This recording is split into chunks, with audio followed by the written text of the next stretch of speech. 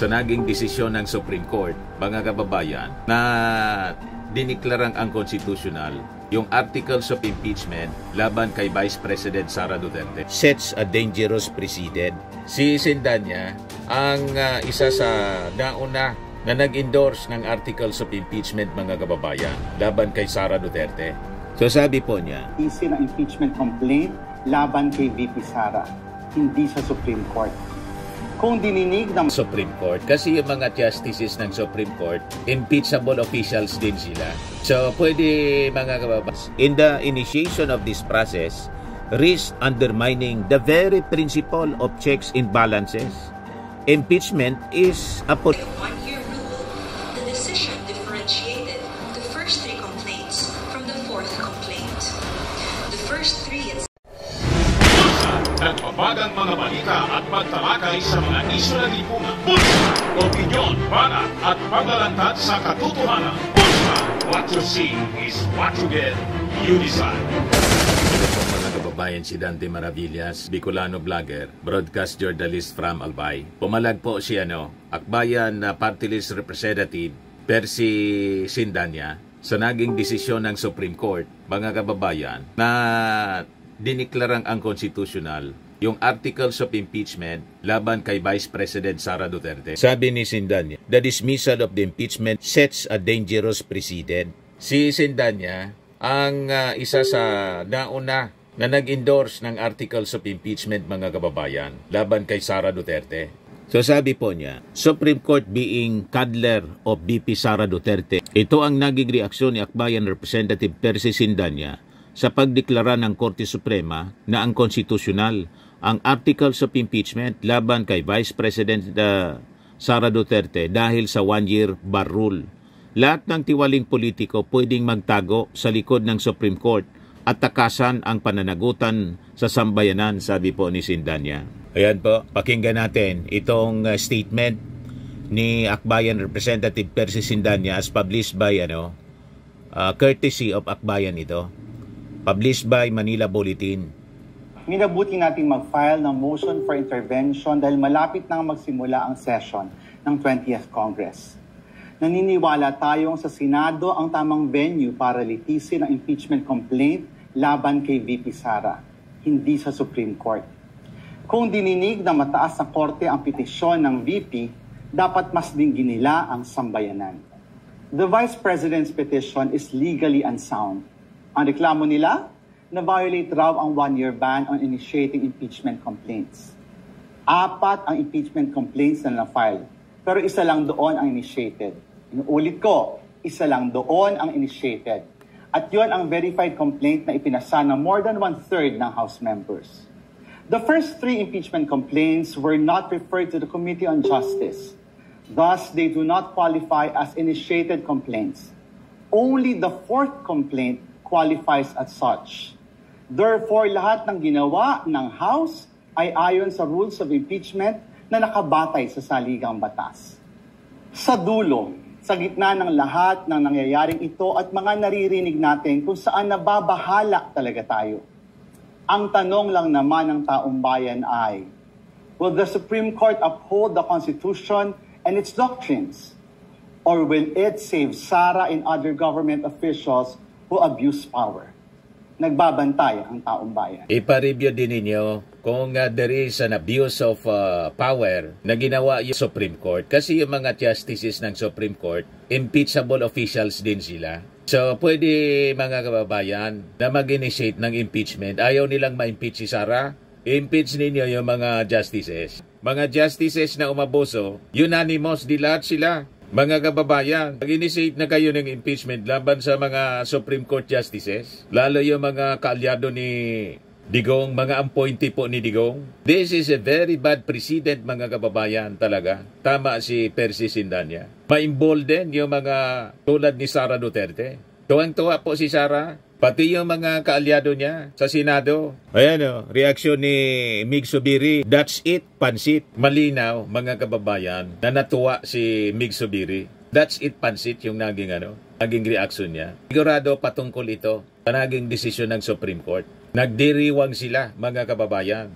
Ayan VP Sara Camp welcomes junk impeachment bid. Tuwang-tuwa, mga kababayan, yung kampo ni Sara. In a statement, Duterte's legal team said the Supreme Court decision backs what they had been saying the entire time.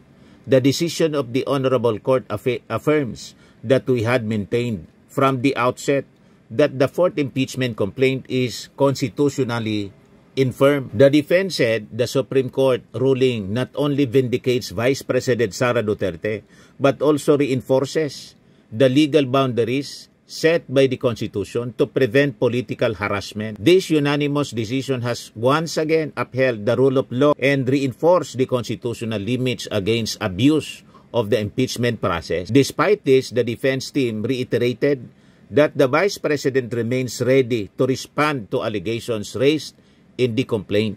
We remain prepared to address the allegations at the proper time and before the appropriate forum. The Supreme Court ruling prevents further deliberation or consideration of the case, effectively removing the threat of impeachment until the one-year bar lapses. Ngayon, yung House, nag-react na rin po yung spokesperson. Ayan po. House respects Supreme Court order but check and balance principle at risk. Sabi ng spokesman ng House, we respect the Supreme Court, but our constitutional duty to uphold truth and accountability does not end here. The impeachment process is not just a legal mechanism. It is a vital democratic safeguard. Under Article 11, Section 3 of the Constitution, the exclusive power to initiate impeachment rests solely with the House of Representatives. This was firmly established in Francisco versus House of Representatives 2003 and has long stood as settled doctrine, sabi po ni House spokesperson Attorney Princess Abante. Sabi niya po, to allow judicial interference in the initiation of this process risks undermining the very principle of checks and balances. Impeachment is a political act rooted in the people's will. No legal technicality should silence it, sabi po niya. Sabi po ni Atty. Abante, the House will exhaust all remedies to protect the independence of Congress and preserve the sanctity of our constitutional role. This is not defiance. This is constitutional fidelity. We owe it to the people to be relentless in our duty because accountability should never be optional, no matter how high the office. So tama yung sinabi natin, hindi basta susukuan ito ng Congress. I-exhaust nila yung mga legal remedies, mga kababayan, available sa kanila para i-contest itong naging desisyon ng Supreme Court declaring the articles of impeachment unconstitutional. Ito na nga, si Akbayan Party List Representative Percy Sindanya filed a motion to intervene and ask the Supreme Court to dismiss the petition challenging the constitutionality of the impeachment complaint filed by the lower chamber against Sara Duterte. Yan po. Ngayon, yung Senate Impeachment Court spokesman, nagpalabas na rin ng statement. Yan po. Sabi dyan, Supreme Court ruling on BP Duterte impeachment articles, July 25, 2025. We acknowledge the Supreme Court's decision declaring the articles of impeachment against Vice President Sara Duterte as unconstitutional. The Senate, sitting as an impeachment court, has always acted in deference to the Constitution and the rule of law as co-equal branch of government, were duty-bound to respect the finality of rulings issued by the High Court. The decision affirms the careful and deliberate posture taken by the impeachment court that constitutional issues surrounding the articles required clarity before trial proceedings could commence. The court's ruling validates the prudence and restraint exercised by the Senate majority in recognizing those legal uncertainties from the outset. We now await the formal transmittal of the Supreme Court's decision and any related guidance that may affect the impeachment court's jurisdiction moving forward. The Senate remains committed to upholding the constitutional order, ensuring due process, and protecting the integrity of our democratic institution. Yan po, from Attorney Reggie Tongol, spokesperson, Senate Impeachment Court. O ito yung pahayag ng spokesperson ng Supreme Court sa pag-declare kanina, ilabas kanina yung desisyon. Unconstitutional yung articles of impeachment laban kay Sara Duterte. Against Vice President Duterte. The first three were filed before the House by private individuals and different groups on December 2, 4, and 19 in 2024. A fourth complaint was lodged by a resolution approved by more than one-third of the House members of the 19th Congress on February 5, 2025, which was transmitted as the articles of impeachment to the Senate on the same day. This was followed by two petitions filed before the Supreme Court challenging its constitutionality. The Supreme Court decision, written by Senior Associate Justice Marvic M.B.F. Leonen, ruled that all legal issues involving impeachment proceedings are subject to judicial review, considering the nature of the offices and the institutions that are subject to impeachment, its effect on the independence of constitutional departments and organs, and its nature as a constitutional process. The impeachment process is primarily a legal and constitutional procedure, but with political characteristics. It may be sui generis, but it is not a purely political proceeding. This means that the Bill of Rights, especially the Due Process Clause and the right to speedy disposition of cases, applies to the entire impeachment process, it said. Although the court does not determine whether an impeachable officer may be removed or disqualified from political office, it emphasized that it has a duty to construe the process mandated in the Constitution. In declaring that the articles of impeachment were barred by the one-year rule, the decision differentiated the first three complaints from the fourth complaint. The first three, it said, were filed under Article 11, Section 3, Paragraph 2 of the Constitution, which allows any citizen to file a verified complaint with an endorsement by any House member. The fourth one was through Article 11, Section 3, Paragraph 4 of the Constitution, through a verified complaint or resolution filed by at least one-third of the House members.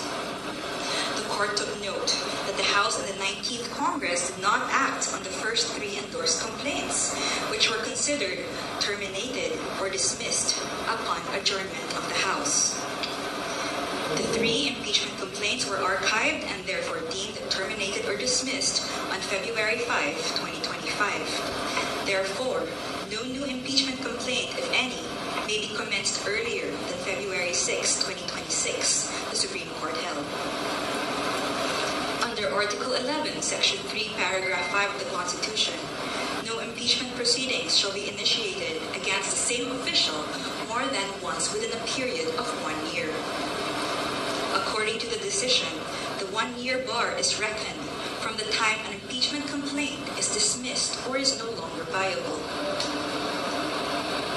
A key issue in the petitions is whether the House complied with the 10-session day requirement under the Constitution for including a verified impeachment complaint in the order of business of the House. The court ruled that the House was able to comply with the requirement by putting the three endorsed impeachment complaints in the order of business of the House of Representatives, since a session day is not equivalent to a calendar day. It is a period that starts from a call to order until the session is adjourned, regardless of the passage of time. However, the court reminded the House that Article 11, Section 3, Paragraph 2 of the Constitution clearly requires that a verified impeachment complaint be immediately put in the order of business within 10 session days from its endorsement. The Constitution does not grant either the Secretary General or the Speaker of the House any discretion to determine when this period commences. Consequently, the House of Representatives is not granted any discretion except to refer these matters to the proper committee within 3 session days.